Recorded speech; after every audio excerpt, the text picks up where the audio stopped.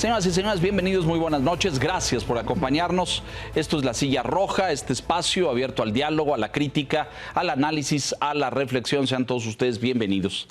El día de hoy, en esta búsqueda de soluciones al crecimiento de la economía y del futuro económico y político de México, le presentamos un libro que es de reciente edición, acaba de salir hace apenas unos días, México en la encrucijada. Es una obra colectiva con ensayos, artículos, investigación de varios autores, y hemos invitado al coordinador de esta edición, a Javier Guzmán Calafel, a que nos acompañe. Javier, bienvenido, gracias por estar aquí. Al contrario, gracias por la invitación. Te agradezco muchísimo. Ex gobernador del Banco de México, ex subgobernador del Banco de México, además de pues un economista destacado. Señor Quintana, gracias, muy buenas noches. Buenas noches, Javier, bienvenido, buenas noches. Muchas gracias. México en la encrucijada es una compilación de ensayos, de artículos, de estudios que recorren un poco la perspectiva económica de México, como el comercio, el nearshoring, las oportunidades,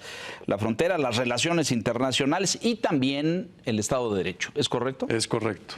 Gracias. Los autores se los voy a compartir a usted, los va a ver ahí en un momento en pantalla porque pues está la portada del libro, pero se los digo porque son 12 en total. 11. Y están Carlos Capistrán, Alain Isse, Georgina Kessel, fue secretaria de Energía hace algunos años, Guillermo Ortiz, que tuvo varios cargos, fue no solamente secretario de Hacienda, sino después gobernador del Banco de México. Correcto. También Irene Espinosa, Jonathan Heath, actual miembro de la Junta del Banco de México, José Ramón Cosío, ex ministro de la Suprema Corte, Luis de la Calle, un internacionalista de primera línea, María Arisa, Mark Thomas y Raimundo Campos Vázquez, con un texto introductorio y un prólogo a tu cargo. Correcto. ¿Qué pretende México en la encrucijada, Javier? Mira, el principal objetivo del libro es, yo te diría, contribuir a la agenda económica de México para los próximos años. Y esto a través de un análisis que trata de responder a una pregunta principal, que es ¿qué cosa es lo que se tiene que hacer en México para lograr un crecimiento que sea adecuado, que sea sostenido y que sea balanceado? Un segundo objetivo es proporcionar a la sociedad mexicana elementos para entender cuáles son los principales retos económicos que enfrenta el país, qué cosa es lo que se tiene que hacer para resolverlos, y además darles elementos para exigir cuentas a las autoridades. Ahora, ¿por qué la pregunta del crecimiento económico adecuado, sostenido y balanceado? Pues yo te diría que eso resume básicamente la problemática económica del país. Y además, si tú ves la historia de las últimas 3 décadas, tú vas a ver que el crecimiento económico no ha sido ni adecuado, ni sostenido, ni balanceado. ¿Por qué? Toma en cuenta una variable sencilla, típica, que es el crecimiento del PIB per cápita real. Y ve el periodo de 1990 a 2023. Y tomo esa etapa, vamos haciendo a un lado lo que fue la crisis de los 80, que es otra historia diferente. Bueno, el crecimiento promedio anual del PIB real per cápita en ese lapso es de 0.8%. Ahora, eso claramente es insuficiente. Pero tiene otros elementos. Si tú ves la trayectoria a lo largo de los años, vas a ver que en la década de los 90 ese crecimiento era de 1.9%. Luego, si te vas al periodo de 2000 a 2018, vas a ver un crecimiento de 0.6%. Y si te vas a los últimos 5 años, la cifra es negativa. Ha habido decremento. Ha habido decremento, es decir, no ha sido ni adecuado ni sostenido. Pero además el crecimiento ha sido desbalanceado. ¿Y por qué desbalanceado? Bueno, como tú sabes, México es un país que tiene 47 millones de pobres, tiene 65 millones de personas que no tienen acceso a seguridad social, pero además de eso tiene una distribución del ingreso que es de las peores del mundo. Y ahí no paran los desbalances. Ve tú, por ejemplo, la participación de la mujer en la actividad económica. Está por debajo del promedio de América Latina y es la segunda más baja en la OCDE. Además de eso, desbalances de tipo regional. Lo que se habla generalmente de que existen dos Méxicos, uno que crece, que es más eficiente, en fin, y el otro que está en un atraso total, ¿no? Y por otro lado, un elemento del que yo creo que se habla un poco menos, pero que también es bastante importante, que es los desbalances, las desigualdades en términos de discriminación. En el mercado laboral mexicano existe una discriminación por género, existe una discriminación por apariencia física. Entonces, bueno, si eso no se ha cumplido y eso te resume básicamente la problemática económica de México, lo que queríamos con este libro era decir, bueno, ¿qué cosa es lo que se tiene que hacer para lograr ese objetivo? ¿Qué cosa fue lo que hicimos? Bueno, para empezar, convocar expertos. Decir, bueno, para esto no lo puede hacer una sola persona, esto lo tiene que hacer un grupo, un equipo y un equipo muy calificado y reconocido. Por otro lado, lo que necesitamos es un equipo que además tenga credibilidad. ¿Y cómo podemos dar esa credibilidad más allá de la solidez técnica y de la experiencia profesional? Bueno, lo que queremos es gente diversa. Entonces, queremos diversidad en términos de experiencia profesional. ¿Y qué quiere decir eso? Bueno, tenemos gente, por supuesto, que ha estado en el sector público, tú lo comentabas, en posiciones muy destacadas, pero también tenemos gente que está en el sector privado, varios. Tenemos gente de la academia y también tenemos diversidad en términos de género. Tenemos hombres, tenemos mujeres. E inclusive buscamos otro elemento. Lo que queremos es que haya una diversidad en términos generacionales. No queremos solamente a las vacas sagradas, también queremos a gente muy competente, muy capaz. De generaciones más jóvenes. De generaciones mucho más jóvenes. Entonces, lo buscamos a través de ¿Tú dirías que es un mosaico plural de una visión desde distintos ángulos de la sociedad mexicana? Totalmente. De la realidad mexicana. Y eso era precisamente lo que nosotros buscábamos, tener esa diversidad. Ahora, después de este balance y de estas cifras que pues, tocaste, el libro viene acompañado de muchas gráficas, de muchas tablas que sustentan estas afirmaciones. Ahí está el diagnóstico, pues, de cómo ha estado el crecimiento. ¿Hay salida? Bueno, definitivamente que hay salida. Yo te diría, la tarea que se enfrenta para lograr ese objetivo es una tarea monumental, pero es una tarea que se puede hacer.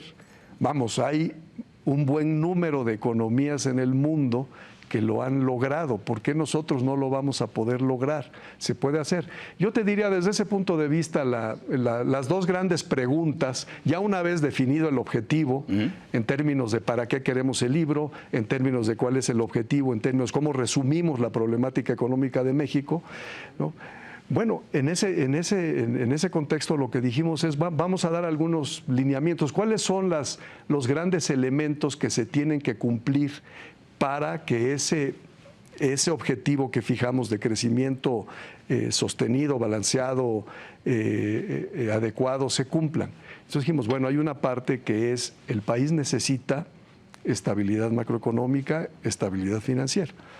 Entonces necesitamos gente que nos explique los principales elementos, cuáles son los retos que estamos enfrentando ahí y qué cosa es lo que se tiene que hacer para asegurar que esa estabilidad macro y financiera se mantenga. Ese fue un bloque.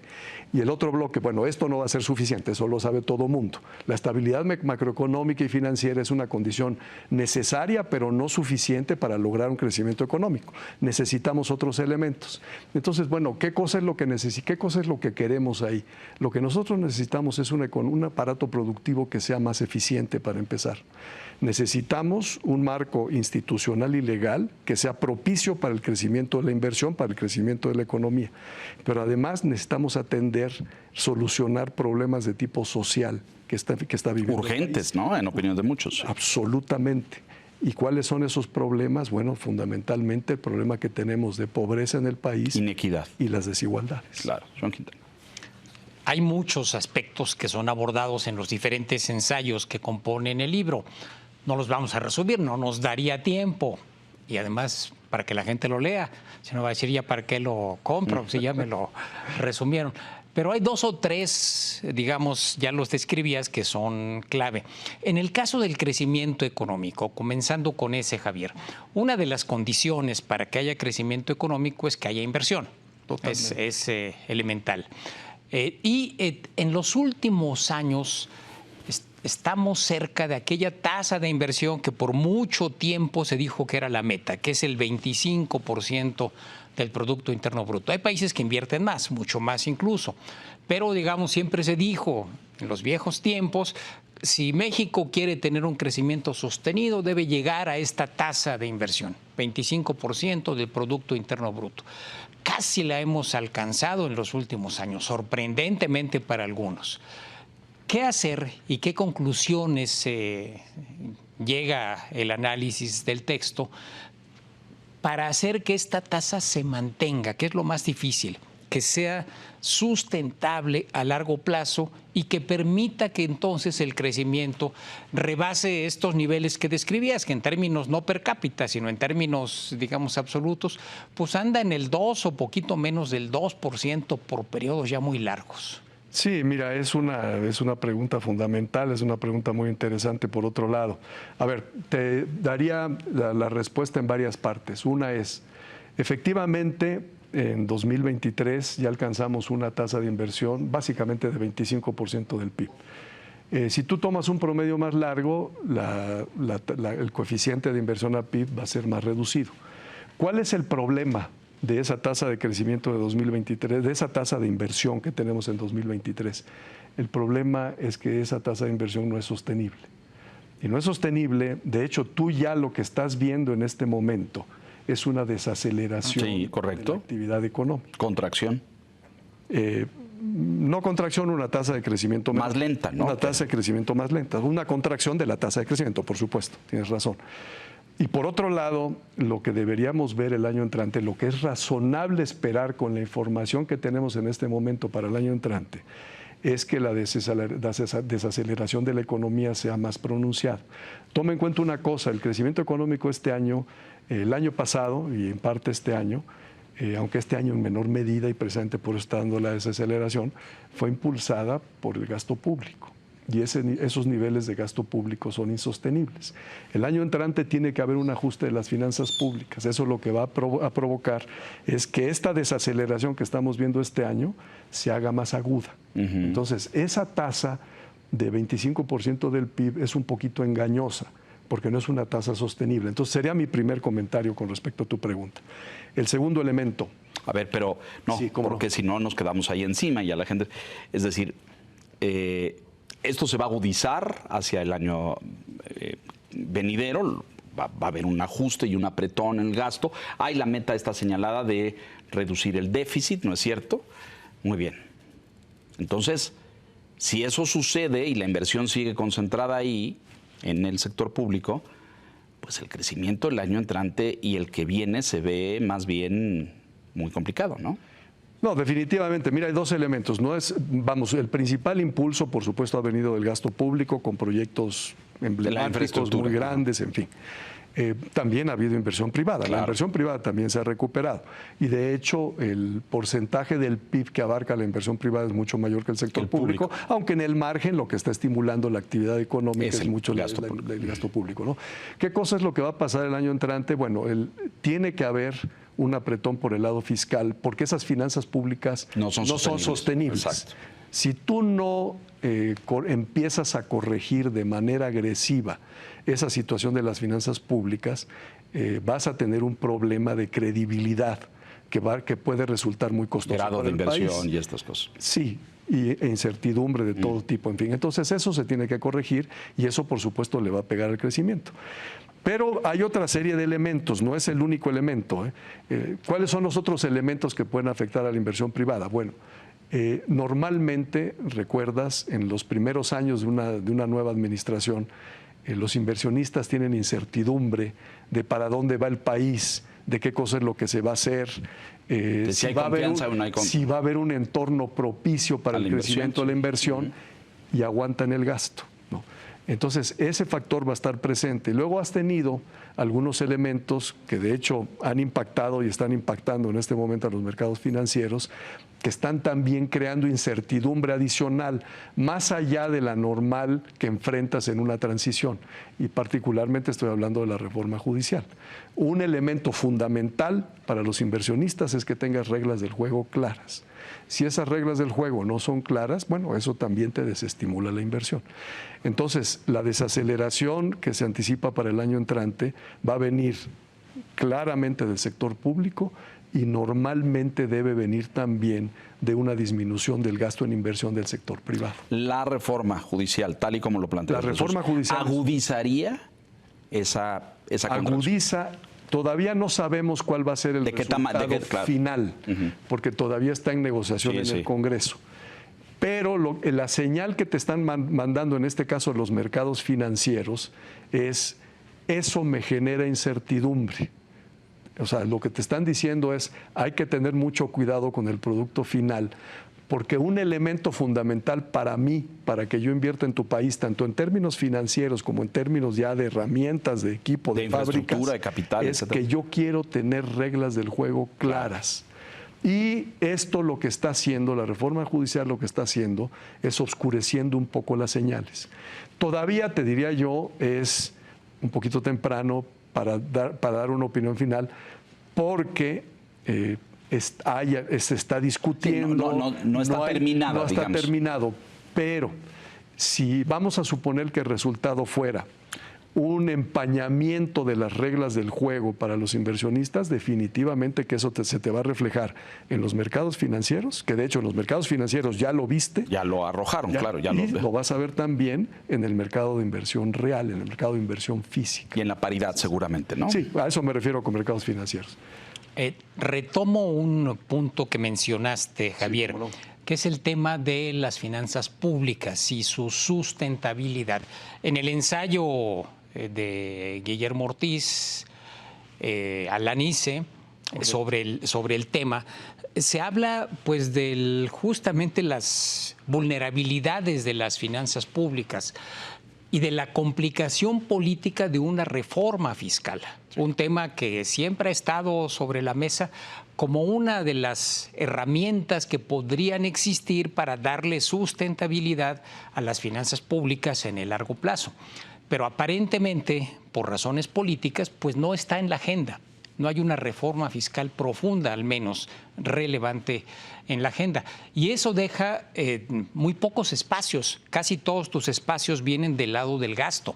¿Cómo hacer en el manejo del gasto para tratar de darle esa sustentabilidad? Ya en términos de la coyuntura actual, por recortar los 3 puntos de déficit que necesitas recortar, o lo que sea, los 2,5, sin generar una catástrofe en términos de recesión, en términos de recorte, en funciones sustantivas del gobierno. ¿Qué concluye esta parte del análisis? A ver, mira, yo te diría, no hay manera de corregir el problema de las finanzas públicas con esfuerzos exclusivamente por el lado del gasto. No hay manera. Es un problema demasiado complejo. Toma en cuenta que tú tienes ahí 2 tipos de dificultades. Una es, tienes un problema de corto plazo, que el déficit público este año va a ser sumamente elevado, casi 6% del PIB es la proyección, y que ese déficit no se puede mantener. Ese déficit tienes que corregirlo en un grado importante el año entrante. Pero las finanzas públicas tienen otro problema, tienen un problema un poco más allá, en un horizonte un poco más lejano. Vamos a suponer que lo alumbramos como un problema de mediano plazo.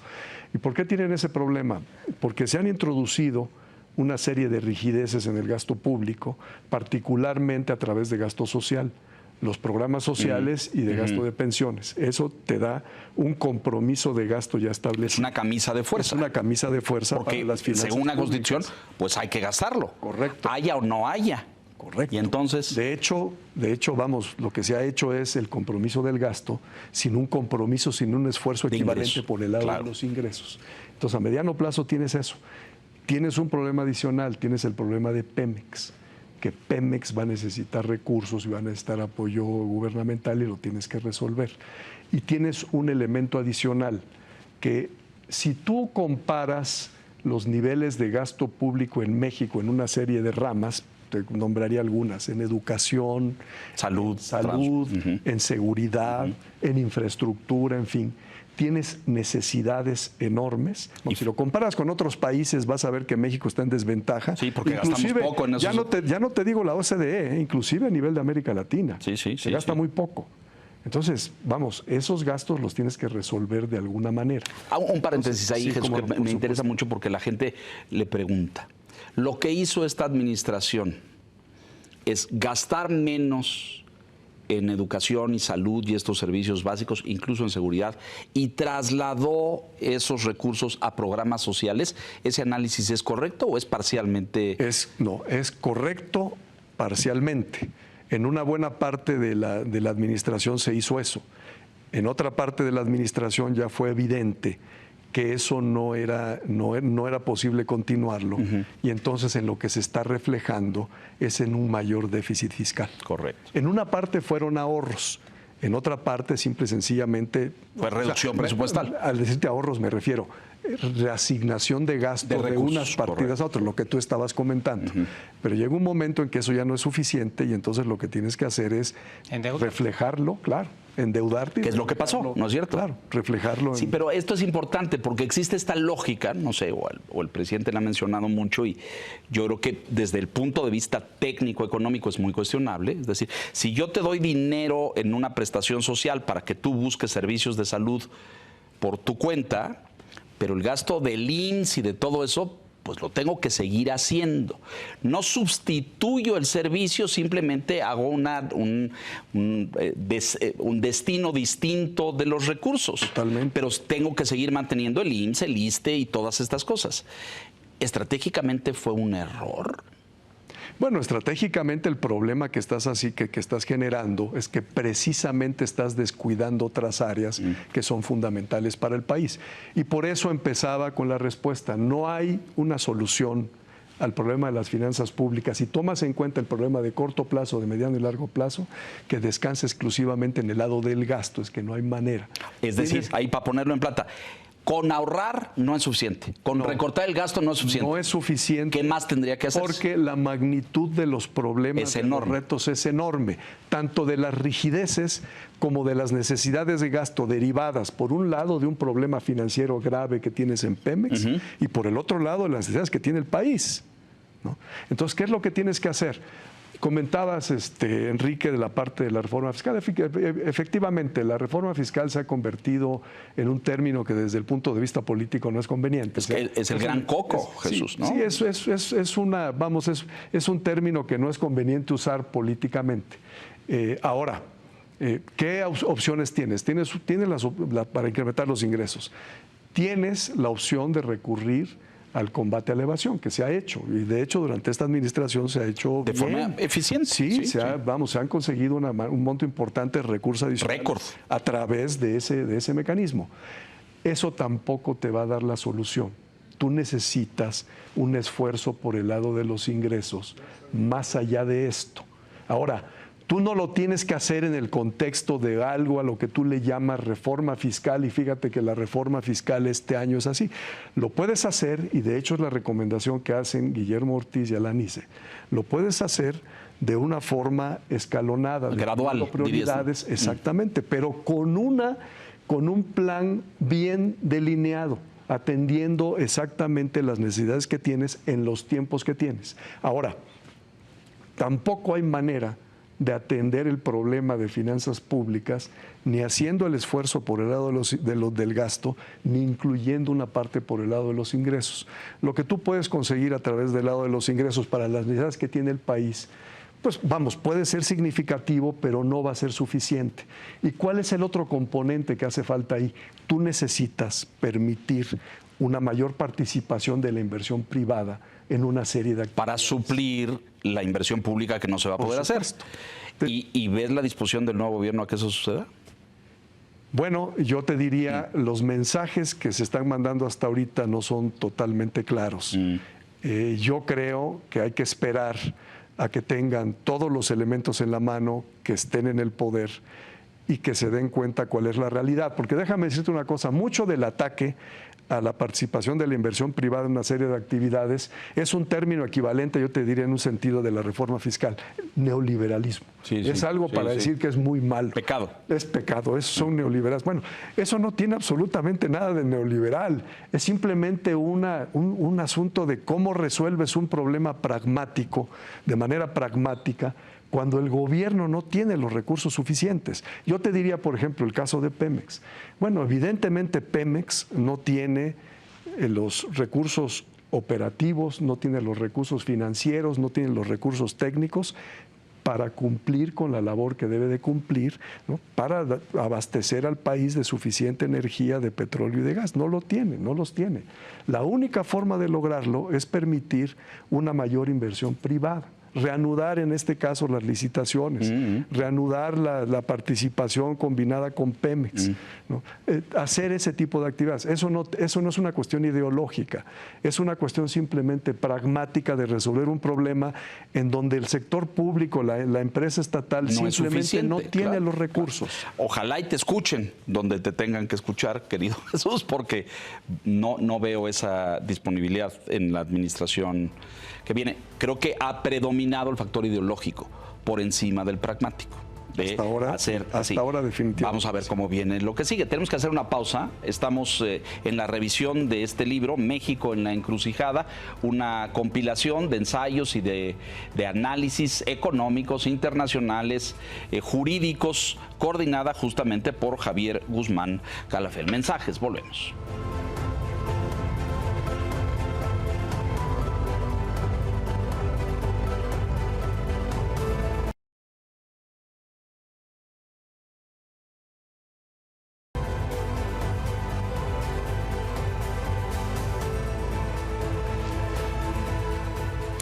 Gracias, Javier, por continuar con nosotros. Señor Quintana. Uno de los temas que se abordan en el libro es uno que conoces muy bien, Javier, porque allí estuvo la mayor parte de tu carrera profesional, Banco de México.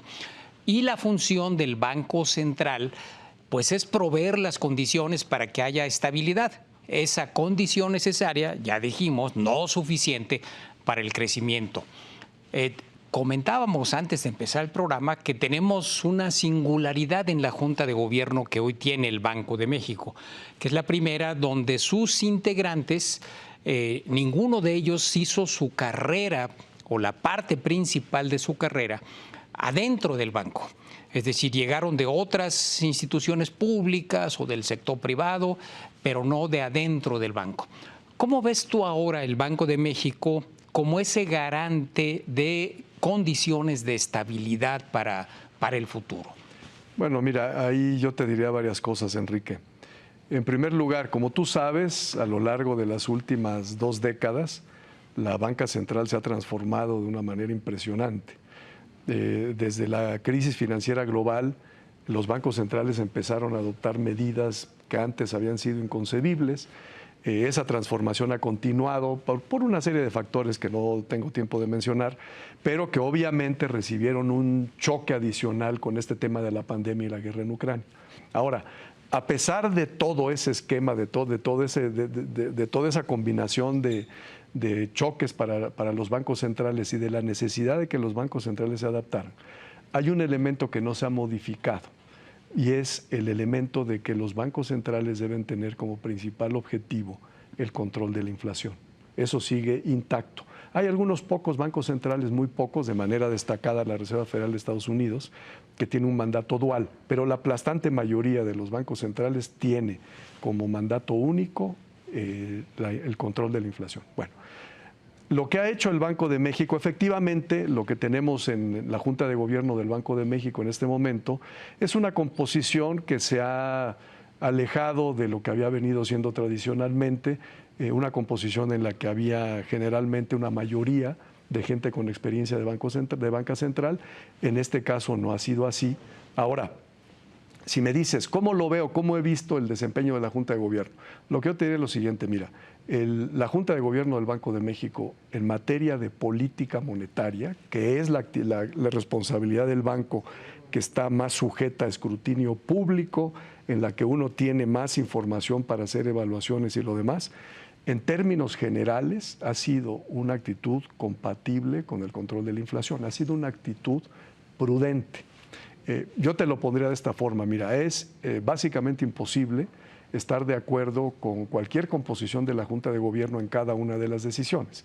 De hecho, yo te diría, cuando yo fui parte de la Junta de Gobierno, yo voté en contra de las decisiones, pues con varias composiciones de la Junta de Gobierno, eso es normal. Entonces, si me preguntas a mí si yo he estado de acuerdo con todas las decisiones que ha tomado esta Junta de Gobierno, te diría no, pero eso no es inusual, eso es normal. Como se tiene que evaluar a la Junta de Gobierno actual, es por lo que han hecho en el curso del tiempo. Y yo te diría que en el curso del tiempo la orientación del banco ha sido claramente al control de la inflación. Hay otro factor importante que creo que es importante mencionar por la orientación de tu pregunta, la parte de que la Junta de Gobierno no tiene, bueno, algunos de ellos la han adquirido sobre la marcha, no tenía experiencia previa antes de llegar a la Junta en materia de banca central. Y es el hecho de que hasta ahora, en términos generales, el staff del banco es el mismo. El staff del banco es la columna vertebral del banco. El staff del Banco de México tiene un capital humano acumulado impresionante, tanto en términos de preparación académica como en términos de experiencia de banca central. Y ese staff ha tenido, yo te diría, algunos ajustes, pero en términos gruesos, el staff del banco permanece. Y el staff del banco es sumamente importante para cualquier junta de gobierno, pero obviamente se hace mucho más importante para una junta de gobierno que no tiene experiencia previa en materia de banca central. En la medida en que el staff del banco se mantenga, que tenga, una interlocución adecuada con la Junta de Gobierno como la ha tenido hasta ahorita, bueno, yo creo que la orientación general del banco debería de continuar siendo en el control de la inflación, enfocada en el control de la inflación como ha sido hasta ahora. Una actitud muy prudente. De hecho, si tú ves las críticas en general, por ejemplo, de analistas del sector privado para el Banco de México, han sido en muy buena medida en que mantiene una actitud demasiado ortodoxa, demasiado prudente. Varios de ellos han venido insistiendo en que ya hay espacio para bajar la tasa de interés. En fin, yo creo que el banco debe de seguir siendo sumamente prudente en el manejo de la política monetaria. Bueno, es su mandato, ¿no? Claro, por muy buenas razones. El dato de la inflación de hace unos días, pues no le deja mucho margen a decir vamos a bajar la tasa, ¿no? Sí, bueno, ahí el Banco de México, por ejemplo, bueno, son de esas partes polémicas, ¿no? Algunos miembros, si tú ves las minutas, algunos miembros de la Junta de Gobierno mandaron la señal, no el compromiso, o sea, no se están comprometiendo, sí. Pero sí mandaron la señal de que podrían disminuir la tasa de interés en la siguiente reunión de política lo comentamos monetaria. Aquí, así es. Y ahí hay si tú lees las minutas, hay una clara diferencia entre dos grupos, ¿no? Dos personas están muy inclinadas a hacerlo, ¿no? Dos personas no lo desean y hay una persona que está en la mitad, digamos, pero abierta a hacerlo. Bueno, van a tener que analizar con mucho cuidado las implicaciones del último dato de inflación para tomar la decisión, porque definitivamente complica el panorama. Es decir, fue una tasa de inflación general muy elevada. El resultado que tuviste fue una tasa de inflación general muy alta, por encima de lo que se estaba anticipando, y obviamente va a estar por encima de lo que el Banco de México estaba proyectando en las cifras que da a conocer con cada comunicado de política monetaria. Por otro lado, tienes una tasa de inflación subyacente, que es una mejor medición de la inflación, que se está comportando en línea con lo que se anticipaba. ¿Cuál es el problema ahí? Que hay un riesgo de que la inflación subyacente puede contaminar a la inflación general. Entonces, la decisión ya no queda tan clara hoy en día después de esa cifra de inflación. Y yo creo que ellos deben de ser sumamente cuidadosos con esa decisión, sustentarla muy bien, ¿no? Para que no genere alguna dificultad en los mercados. Siguiendo con la revisión de algunos ensayos, Javier, uno de los temas que se abordan también está muy vigente en la discusión actual de México, que es el nearshoring. Esto lo aborda Luis de la Calle en su trabajo. Y hay una polémica a propósito de, bueno, diría que con dos elementos. Uno, el alcance del nearshoring, qué tan relevante está siendo y puede ser realmente para la economía.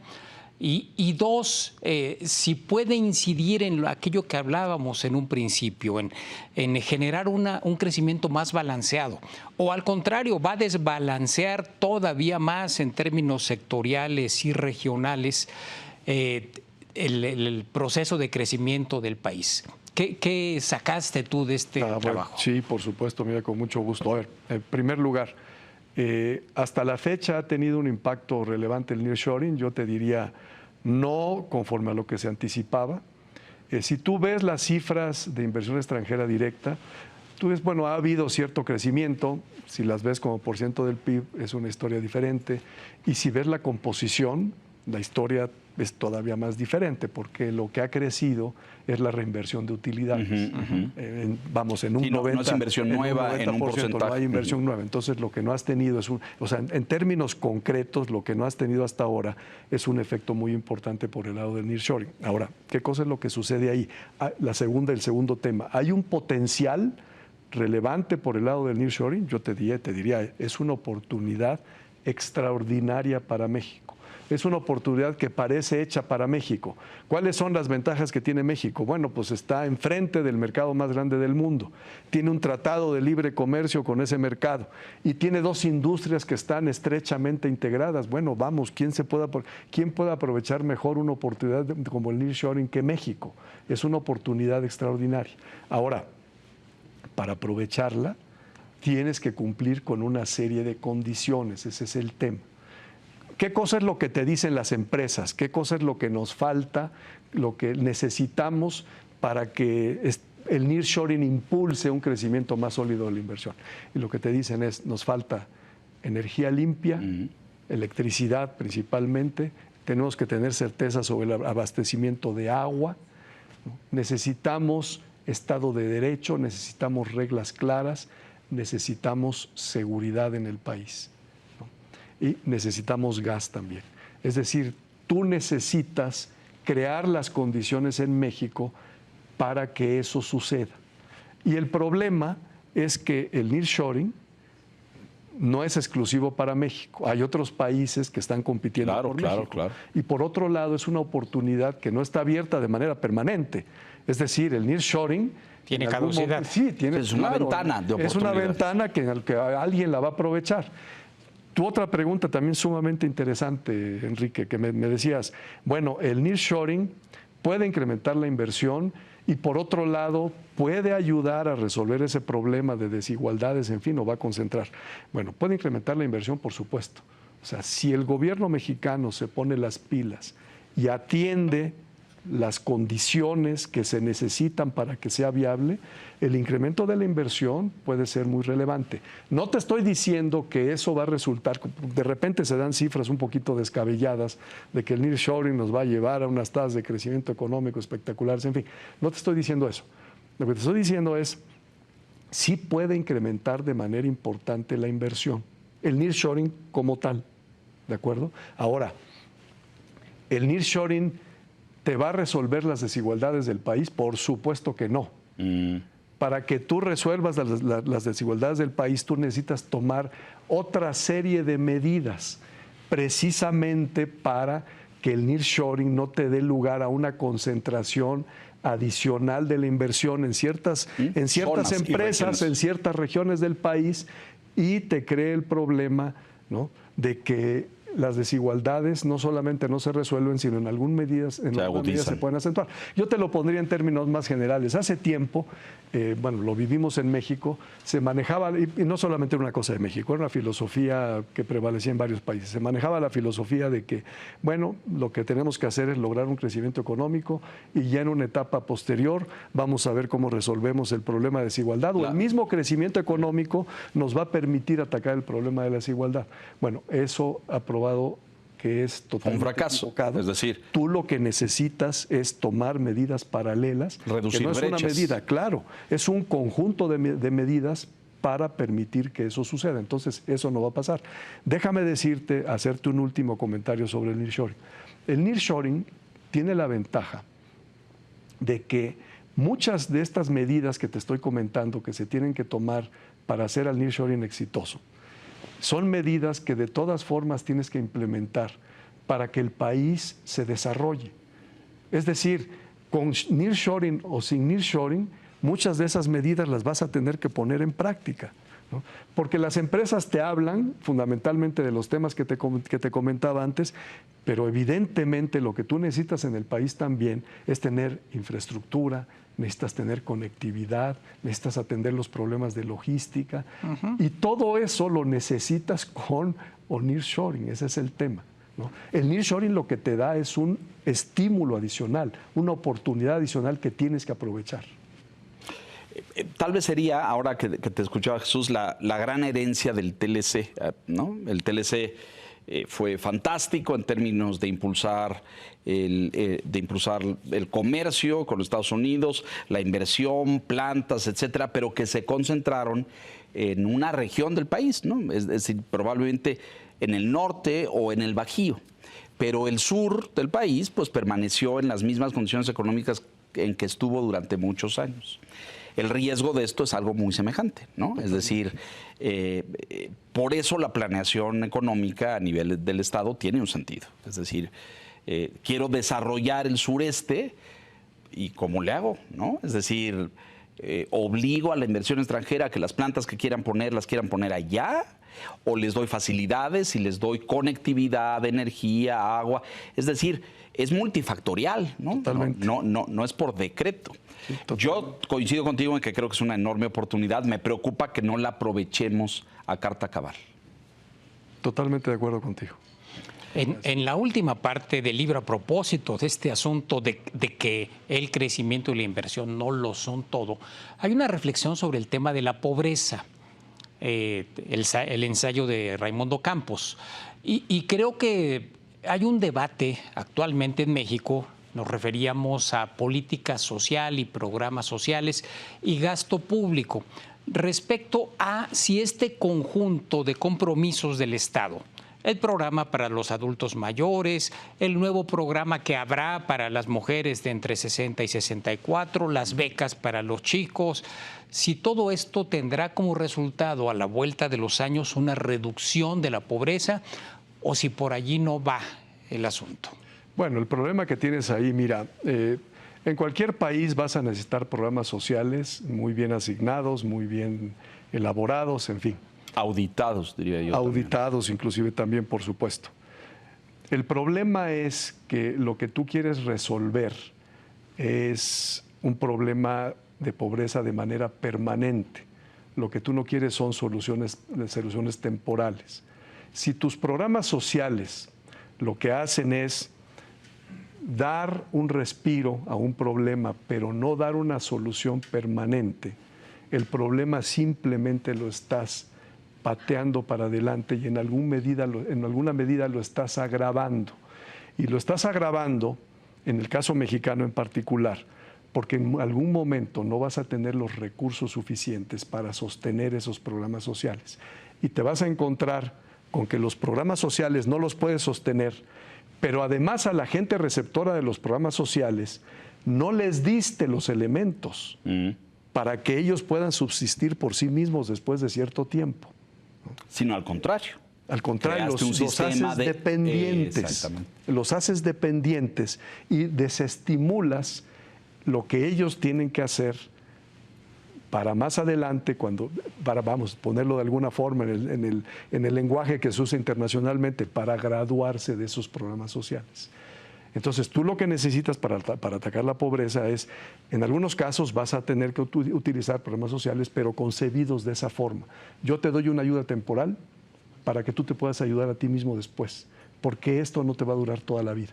Siempre va a haber gente que lo va a necesitar, pero yo lo que espero es que cada vez sea menos. Que sea menos y que además esa gente sea nueva, sea diferente, porque tú ya tienes los elementos para salir de ese problema. Me parece fantástico, pero creo que los actuales programas sociales o los que están vigentes, echados a andar por este gobierno, no cuentan con esos ingredientes de activar la iniciativa individual para hacerse la vida e ir dependiendo cada vez menos de esos programas sociales. No, totalmente. No, estoy totalmente de acuerdo. De hecho, ¿qué cosa es lo que necesitas? O sea, no va a haber tampoco aquí hay una solución mágica. No hay, claro que no. Todos lados. Necesitas, para empezar, tener crecimiento económico. Sin crecimiento económico va a ser muy difícil resolver el problema de la pobreza, ¿no? Entonces, pero, como comentaba antes, el crecimiento económico es una condición necesaria, pero no es suficiente. Necesitas además hacer esfuerzos. ¿Y en dónde están los esfuerzos? Están en la parte de educación, están en la parte de salud, es decir, capital humano.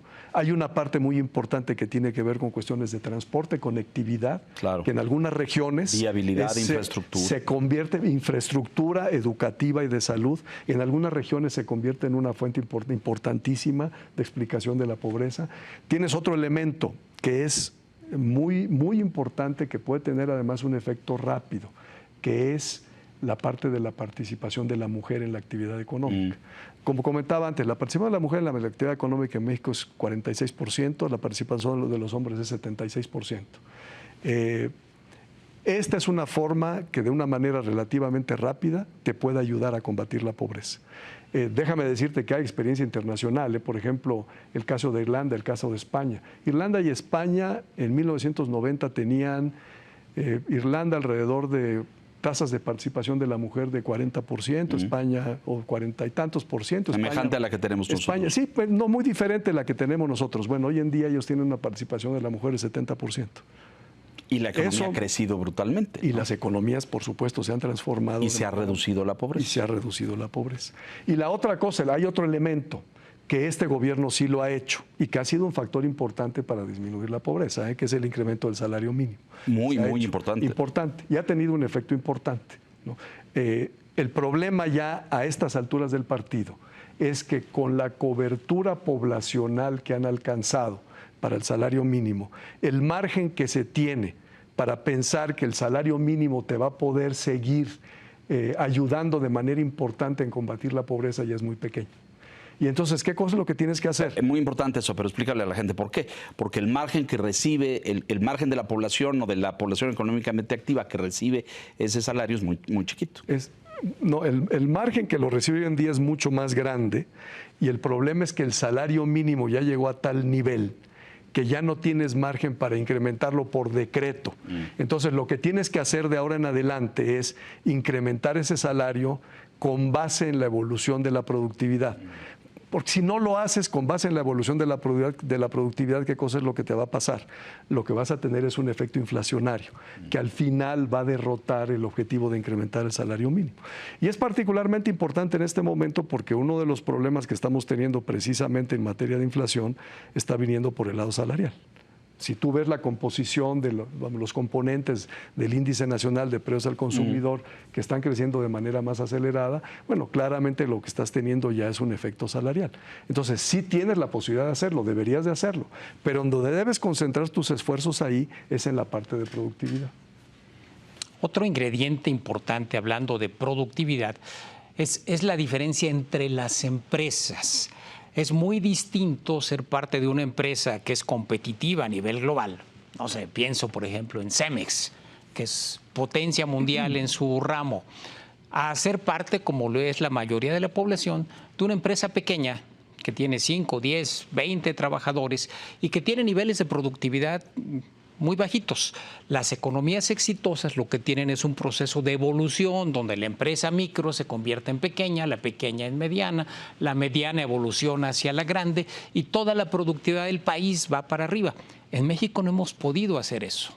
Sí, fíjate que el problema de la productividad en México es en general, estoy totalmente de acuerdo contigo y en un momento voy a tu tema. Déjame nada más hacerte un comentario general. La productividad en México, de hecho, es el factor más importante en las modestas tasas de crecimiento que hemos experimentado a lo largo de décadas. Un problema es el que comentabas tú antes, los bajos coeficientes de inversión, pero el problema de productividad es todavía más importante. Si tú ves las cifras del INEGI 91-2022, lo comentaba hace un momento, lo que tienes es de hecho una tasa de crecimiento media anual negativa. Un problema sumamente complejo. Yo lo pondría, siguiendo de hecho la línea de lo que tú estás comentando, en dos ámbitos, ¿no? Uno es el ámbito general de la economía, el ámbito de lo que la economía necesita para fortalecer la productividad, y el otro ámbito que va al corazón de lo que tú estabas comentando, que es hay un sector de empresas pequeñas pequeñas y medianas, pero fundamentalmente pequeñas, que están concentradas en el sector informal. Entonces, tú necesitas medidas que van a beneficiar a todos y necesitas poner en marcha medidas que se van a concentrar específicamente en el sector informal. Los contrastes de productividad en México tú lo ves por todas partes, entre empresas grandes y pequeñas, entre regiones del norte y regiones del sur, entre el sector formal y el informal, en fin. Y tú tienes que atender los problemas en todos esos ámbitos. Y repito, hay un grupo de medidas que sirven para todo tipo de empresas y hay un grupo de medidas que las tienes que destinar específicamente para atacar las dificultades de ese sector informal. Yo no sé si están conscientes, pero el problema de productividad en México es de tal magnitud que es uno de los peores desempeños entre las economías emergentes. En el caso de América Latina, dentro de los países principales, solamente tiene un desempeño peor Brasil. Entonces es un problema gravísimo. Las causas, Jesús, ¿por qué pasa esto? Los problemas principales en la productividad, ¿qué cosa es lo que tú necesitas ahí? Necesitas, para empezar, infraestructura de la que careces. El gasto público en infraestructura en México es modestísimo. Necesitas capital humano, donde tienes capacitado. Capital humano capacitado, donde tienes también carencias terribles de las que hablábamos hace un momento. Necesitas invertir en desarrollo tecnológico. Por ejemplo, la inversión, el gasto en investigación y desarrollo en México es inclusive menor al promedio de América Latina, que ya es bastante bajo. Necesitas una economía que tenga mayor competencia. Tú sabes que en el caso de México, bueno, la economía está invadida en una serie de ramas por oligopolios. Tú necesitas fomentar esa competencia. Y luego el otro problema que comentaba antes es necesitas combatir la informalidad. La informalidad tiene varias dimensiones, no es una sola. Hay una parte de la economía informal que lo que está haciendo es actividades criminales o lo que está haciendo es tratar de evadir, impuestos, que también es una actividad criminal. A la otra me refería a crimen organizado, cosas por el estilo. Pero hay una parte de esa economía informal que son empresas pequeñas que viven un círculo vicioso. No pueden entrar a la economía formal porque les resulta excesivamente costoso. Claro. No pueden pagar seguridad social, no pueden prestaciones, pagar los distintos tipos de impuestos que tienen. ¿Y eso qué cosa es lo que pasa? No lo pueden hacer. Bueno, además tienen una regulación que tienen que cumplir, que no están en posibilidades de hacerlo, entre ellas aspectos de tipo laboral que les resultan muy costosos. Entonces, no pueden ingresar a la economía formal y eso las excluye de una serie de facilidades. Acceso a crédito, por ejemplo. Fundamentalmente, por supuesto, eso es. Se nos está acabando el tiempo, nos quedan unos minutos y te pediría una reflexión final, Jesús, respecto a... hoy hay todo un debate de si el tema de inseguridad en el país, esta inseguridad creciente que vemos en muchas regiones, el tema de los asaltos en las carreteras, los camiones de carga, el derecho de piso, todo este fenómeno que en opinión de muchos expertos se ha ido para arriba, está siendo un freno, un dique a la actividad económica. Yo te diría que sin duda que sí.